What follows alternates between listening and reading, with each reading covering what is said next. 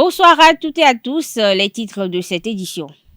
Le chef de l'État Patrice Talon a effectué une visite surprise ce jeudi 23 mars dans la commune de Dabomey-Calavi pour s'enquérir de l'état d'avancement des travaux de construction du pôle agroalimentaire de Zopa. Les précisions dans cette édition.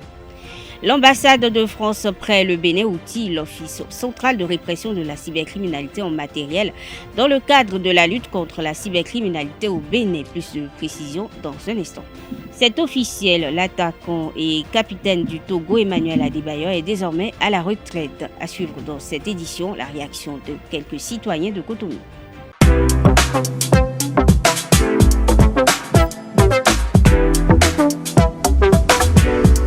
Moi, je suis à ESAE et toi? Moi, je suis en administration des finances à ESAE. Moi, je suis en diplomatie et relations internationales à ESAE. Moi, je suis en journalisme à ESAE. Émission ici, c'est ESAE. Moi, je suis en communication marketing à ESAE. Moi, je suis en droit à ESAE. Moi, je suis en gestion des ressources humaines à ESAE. Moi, je suis en gestion des marchés publics à ESAE. Moi, je suis en administration du travail et de la sécurité sociale à ESAE. Moi, je suis en sciences économiques à ESAE. Moi, je suis en banque finance à ESAE. Moi, je suis en administration générale à ESAE. Moi, je suis en audit et contrôle de gestion à ESAE. Moi, je suis en sciences juridiques à ESAE. Moi, je suis en administration générale et territoriale à ESAE. Moi, je suis en transport logistique à ESAE. Moi, je suis en gestion des projets à ESAE. Rejoignez-moi, c'est la meilleure université. Nous sommes à ESAE. Rejoignez-nous. À ESAE, l'excellence à un an.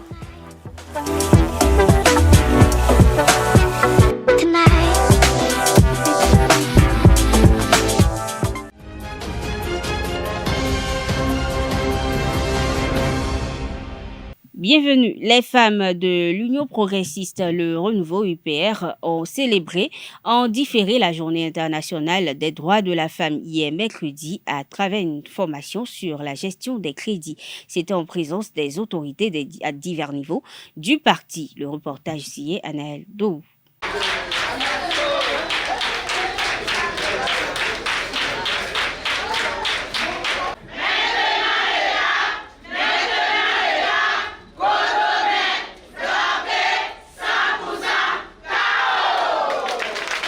C'est dans cette ambiance festive que les cadres de l'Union progressiste Le Renouveau, UPR, ont été accueillis pour la célébration de la Journée internationale des droits de la femme. À cette occasion, les dames progressistes ont été invitées à saisir les opportunités afin d'occuper leur place au sein de la société. L'Union progressiste et le 8 mars.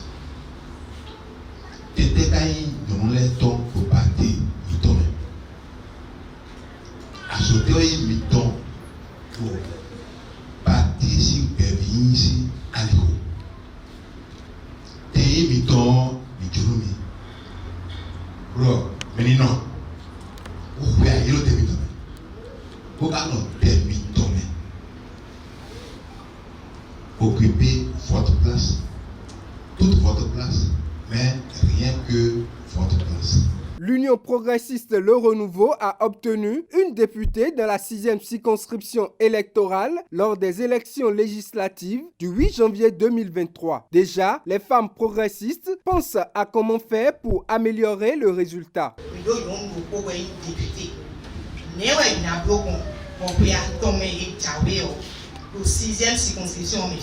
Pourquoi pas qualifier Edmond Kelly est député.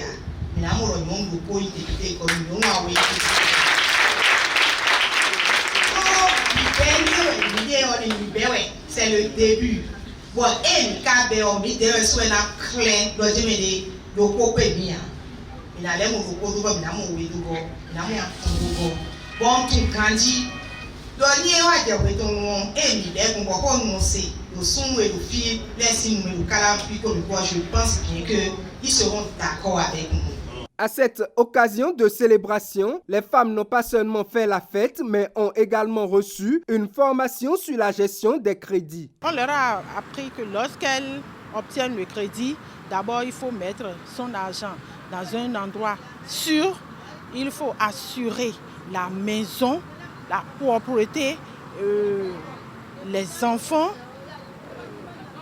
et puis prendre soin de son mari, prendre soin de ses enfants, afin d'avoir la joie à la maison. Parce que si tu n'as pas la joie dans ta maison, tu vas au marché, tu vas mal parler aux clients et elles vont te laisser. Tous les clients qui vont venir vont te laisser. Les femmes progressistes, grâce au parti, sont donc outillées pour mieux prospérer financièrement. Une journée internationale des droits de la femme célébrée de façon utile. L'OCRC, l'Office central de répression et de la cybercriminalité, est désormais outillé pour mener la lutte contre la cybercriminalité. Il s'agit d'importants lots de matériel offerts par l'ambassade de France près le Bénin. Il est question de 300 gilets et 300 casques pare-balles. La police républicaine a été dotée d'une salle d'investigation numérique à cette même occasion. La cérémonie a connu la présence de Marc Vizy, ambassadeur de France au Bénin, et de hauts gradés de la police républicaine. L'état d'avancement des travaux de construction de pôle agroalimentaire de l'agglomération du Grand Nokoué à Zopa a été constaté par le chef de l'État, Patrice Talon, ce jeudi 23 mars 2023. Il s'agit d'un projet de restructuration du plus grand marché d'Antokpa de l'Afrique de l'Ouest. Ce pôle agroalimentaire est composé de 2 entrepôts frigorifiques à température positive intégrant des locaux spécialisés, des locaux techniques et sanitaires et bien d'autres produits vivriers. Au cours de cette visite surprise, le président Patrice Talon s'est imprégné aussi des conditions difficiles dans lesquels opèrent les usagers du marché de Gorki. Patrice Talon était accompagné pour l'occasion des ministres José Didier Tonato du cadre de vie et de Chadia Assouman de l'industrie et du commerce. Depuis quelques heures déjà, les fidèles musulmans ont démarré le mois saint du Ramadan. Pendant 30 jours, ils vont prier et jeûner Allah. Cette période a un sens significatif pour ces fidèles. L'imam de la mosquée centrale de Iré Akari Sotier de Cotonou, Souala, Mohamed Sadikou, expose la portée de ce jeûne musulman. Il est au micro de Nassirine Fatoumbi et Francis Farani. Le Ramadan te dit il faut savoir manger, il ne faut pas trop manger. C'est un régime alimentaire. Déjà, pour quelqu'un qui mange matin, midi, il peut manger 5 fois. Non, ce n'est pas bon pour la santé même, déjà. Le Ramadan nous apprend beaucoup de choses, à commencer même par ton corps, ton physique, ton âme, ton esprit et tout. C'est une école qui t'apprend tout. Ton comportement vis-à-vis des autres, tes frères, tes soeurs, ta maison, même un opposant à toi, comment tu peux le traiter? C'est le Ramadan qui te... Parce que quelqu'un il vient devant toi, il t'insulte. Tu n'as pas le droit de répliquer. Ça veut dire que quoi? L'endurance et la patience, c'est une école. Quand tu sors de cette école avec la patience, tu peux gérer le reste de ta vie. Si vraiment il sort de cette école avec un bon résultat. Il ne suffit pas seulement de jeûner, non. Le résultat, pour connaître que tu as bien jeûné, c'est après le Ramadan que tu sauras vraiment que tu as été à une école, une formation qui a duré 1 mois. Oui, on constate des fois même, c'est le jour même de la fête de Ramadan que d'autres la cassent tout. C'est le jour-là, il va dire que oui, je veux reprendre. Ça veut dire que celui-là, il n'a pas jeûné. Ouais. Je vais vous donner un exemple. Il y a comme quelqu'un, c'est un voleur. Et il passe, les gens disent au prophète Muhammad sallallahu alayhi wa sallam, c'est un voleur. Un voleur. Est-ce qu'il prie? Ils ont dit oui. Bon, il prie des fois. Il faut lui dire de venir prier. S'il prie régulièrement, il va cesser de voler. Comme ça, là, la crainte de Dieu peut revenir. Parce que la prière, ça limite les dégâts et le blâmable chez le musulman. Ça corrige aussi les comportements.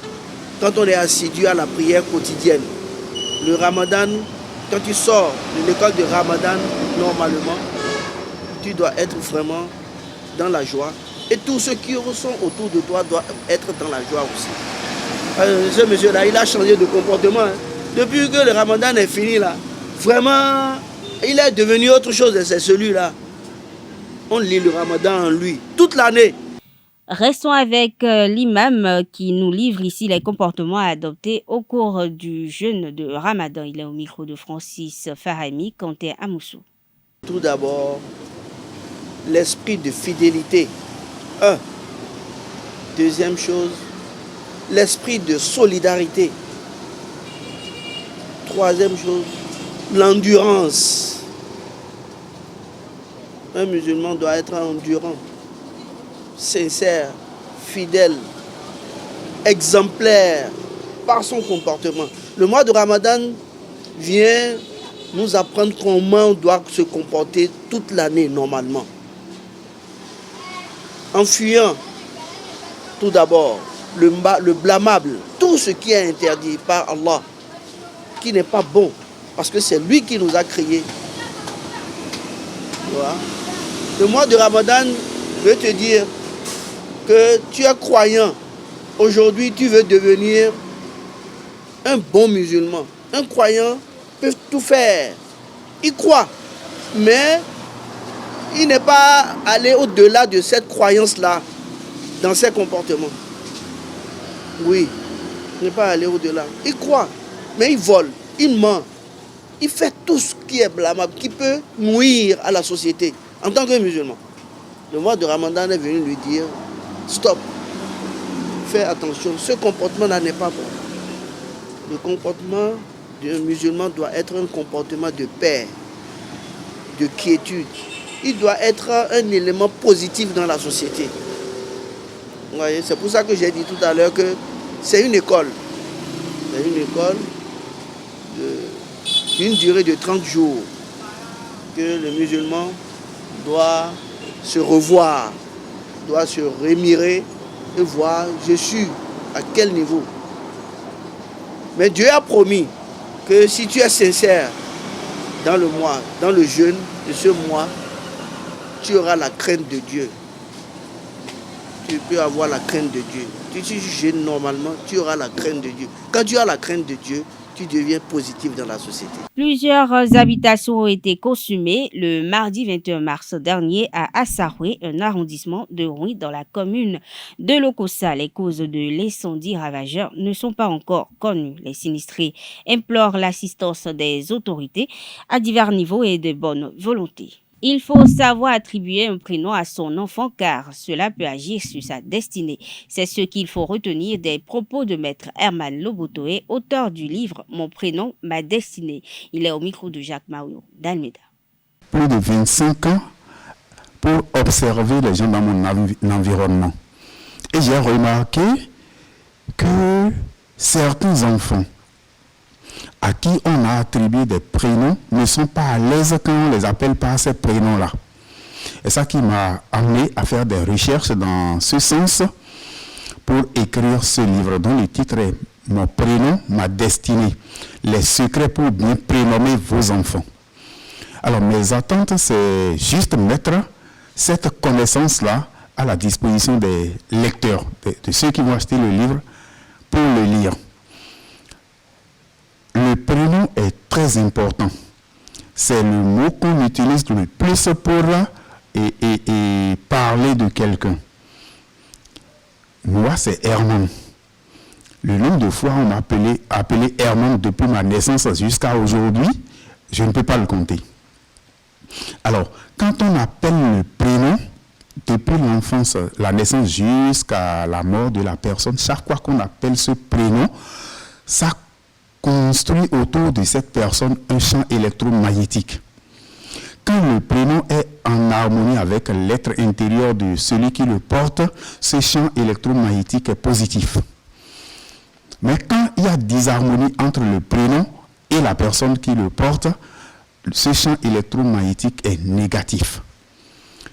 Donc le prénom a un impact sérieux sur celui qui le porte. D'où la nécessité donc de bien choisir le prénom à donner à son enfant.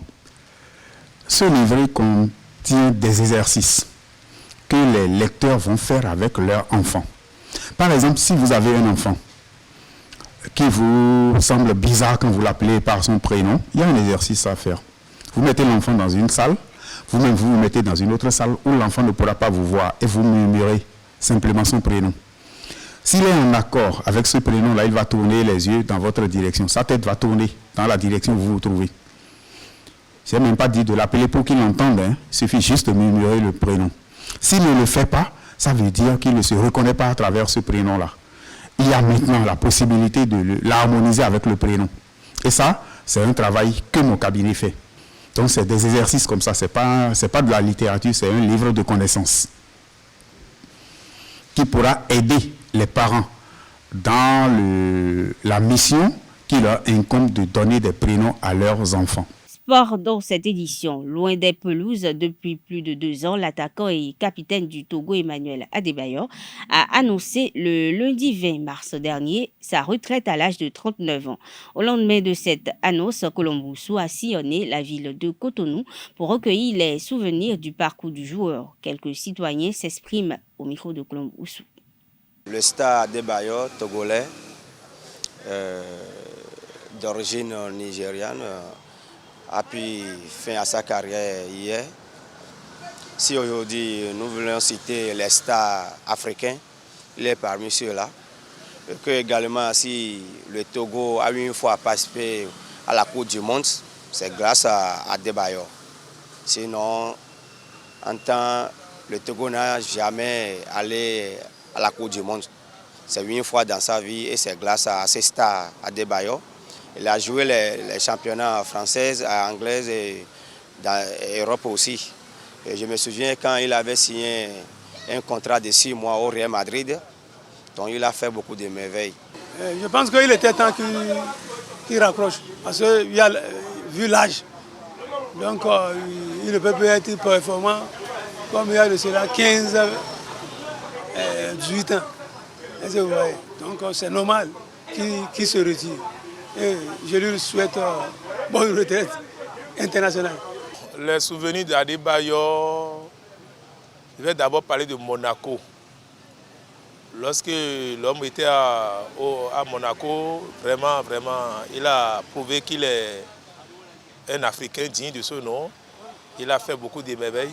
Sincèrement, son parcours m'a beaucoup émerveillé. S'il a décidé de raccrocher à l'âge de 39 ans, je lui tire chapeau parce que vraiment c'est bon. Il a passé toute une belle saison. Donc vraiment, Adebayor, il a un bon parcours. Emmanuel Adebayor, Chéhi,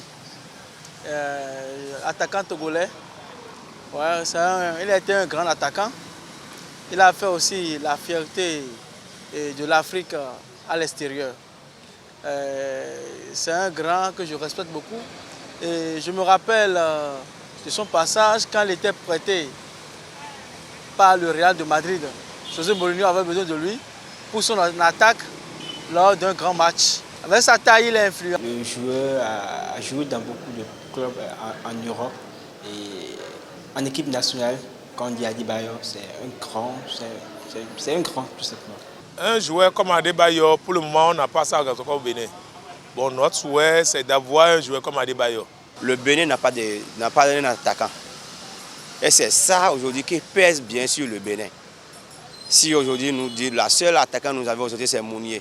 Ok, si vous le voyez, ce qu'un attaquant doit faire, il ne le fait pas. Un attaquant est là pour mettre la balle dans les filets, pour marquer des buts. Mais en tant qu'un attaquant que nous avons aujourd'hui, c'est Mounier. Mais on ne le voit pas, on ne le sent pas vraiment que c'est un attaquant. Jusqu'à présent, le Bénin n'a jamais eu un attaquant de la carrure d'Adebayor. Jamais. Jusqu'à présent.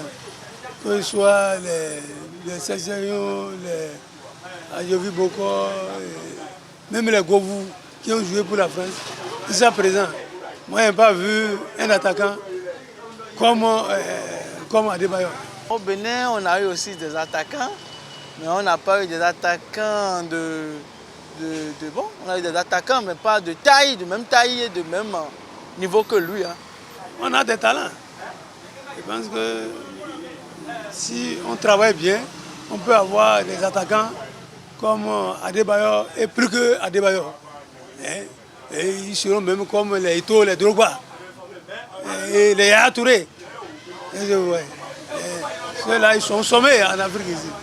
Et les Roger Mila, ils ont connu beaucoup de joueurs.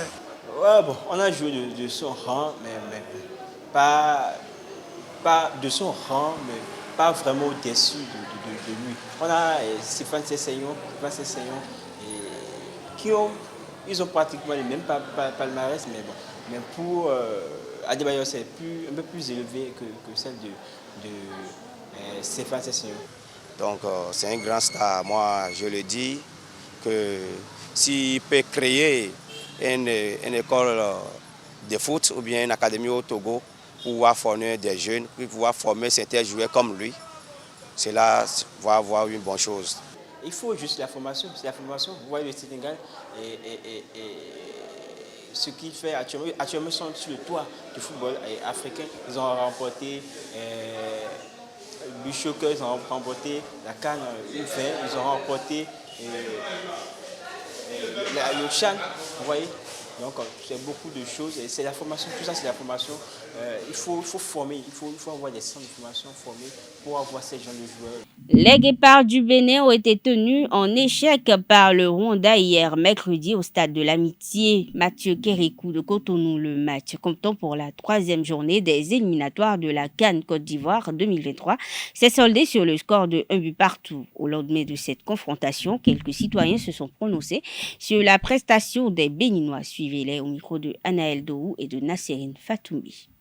Hier, sans vous mentir, nos 11 nationaux ont fait, en tout cas, ils se sont donnés, ils ont fait l'effort qu'il faut.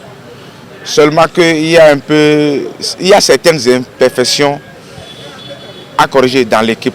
Le match d'hier, si on va évaluer à mon niveau, je pense que c'est médiocre, 4/20. Ils n'ont pas du tout la moyenne parce que ce qui s'est passé hier, je n'ai pas du tout digéré ça. Sincèrement, je n'ai pas digéré. On devait battre le Rwanda. Il a fallu que le douanier Sessegnon vienne de rentrer et il a changé le match. C'est la preuve que quand il y a les douaniers dedans, il y a l'expérience. Et c'est ça qui a fait qu'on a égalisé le but. On a apprécié le jeu, mais il reste une finition. Et nous avons vu que Stéphane Sessegnon a pu faire le job. Les jeunes joueurs, ils ont essayé, mais on a constaté qu'il n'y a pas de vivacité dans les jambes. Vous voyez, parfois, ils prennent des actions, ils font des actions et puis ils ratent le but.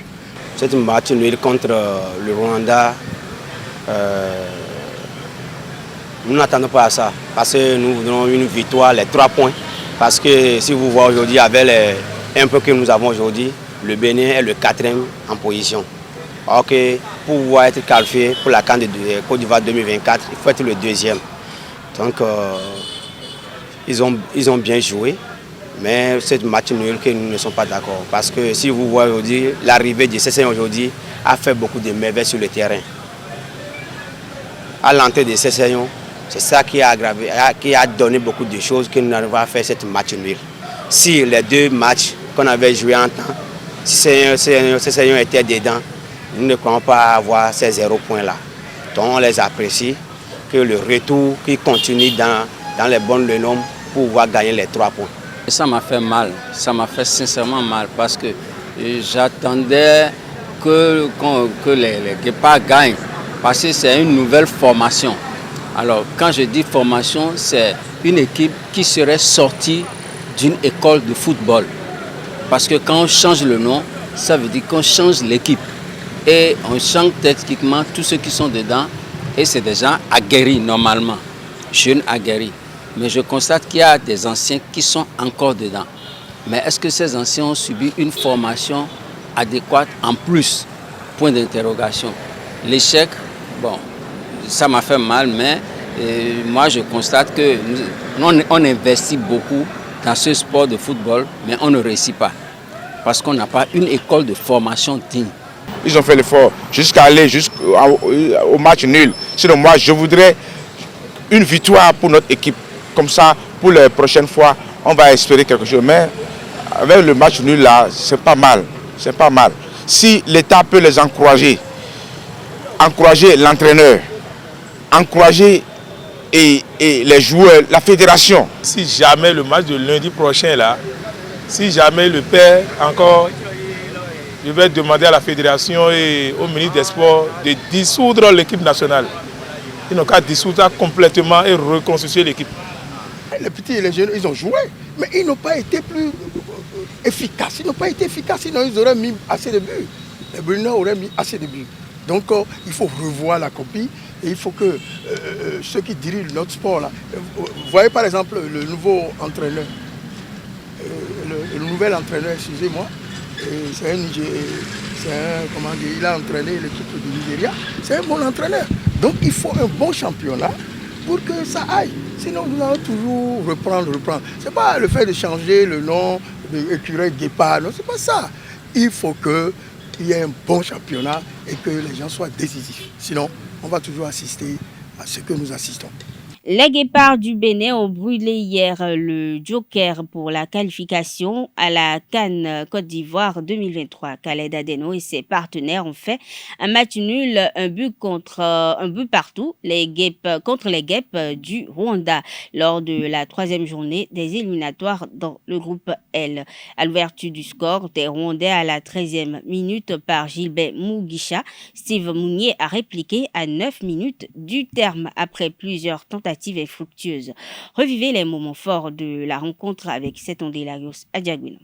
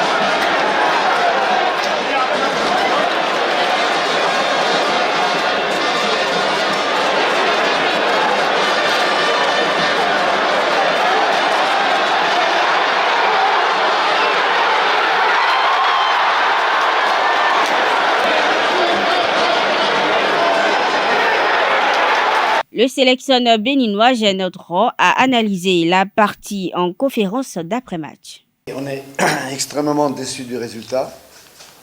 On méritait largement la victoire. Notre équipe a bien joué. Elle a mis un quart d'heure à se mettre en place, ce qui est normal avec 2 jours de préparation, alors que l'adversaire avait 10 jours, plus un match amical, donc tout le temps de se préparer, et que nous n'avions que 24 heures avec tout le monde, en fait. Donc, compte tenu de tout ça, l'équipe a répondu présent. Elle a fait un match où elle est allée crescendo, c'est-à-dire de mieux en mieux au fil du match. Il y a eu des jeunes joueurs qui ont participé pour la première fois. Ils n'ont pas démérité. On a eu aussi l'expérience de certains qu'on a vu qui est toujours très utile. C'est vrai qu'il nous manque ces 2 points, mais si on gagne le match de lundi, avec 4 points, on peut toujours espérer. Ce qui m'a plu, c'est le comportement de l'équipe. Elle s'est battue. Elle a montré beaucoup de volonté. Elle a montré du beau jeu par moment, contre un adversaire qui, lui, a été, on va dire, hormis le premier quart d'heure, assez destructif, qui a haché le rythme. On a compté au moins 20 minutes où le match a été interrompu.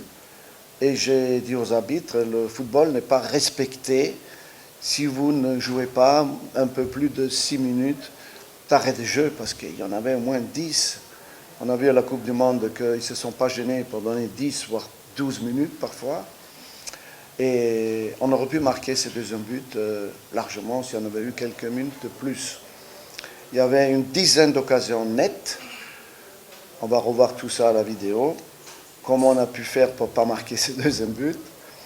Mais on s'est créé des occasions et on a montré une bonne volonté collective et une bonne réponse à un coup dur qui est arrivé à la 15e minute avec ce 0-1.